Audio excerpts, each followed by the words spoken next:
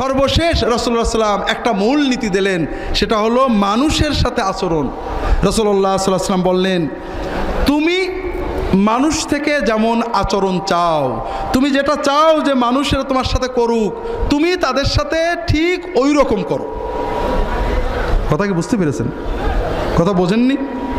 অর্থাৎ তুমি কি চাও? মানুষ তোমাকে সম্মান করুক, তোমার সাথে ভালো ব্যবহার করুক, তোমার ব্যাপারে সন্দেহ না করুক, তোমার কথাটা গ্রহণ করুক।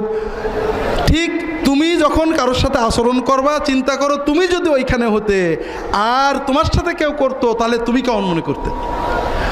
মানুষ তোমার সাথে যেমন আচরণ করুক তুমি প্রত্যাশা করো, তুমি ঠিক তেমন আচরণ মানুষদের সাথে করো। আর মানুষরা যে আচরণ করলে তোমার কষ্ট লাগে, যে কথা তোমাকে বললে তুমি কষ্ট পাও, যে আচরণ তোমার সাথে করলে তুমি কষ্ট পাও, ওই আচরণ তুমি অন্য কারোর সাথে করো না। কথা বুঝতে পারেননি?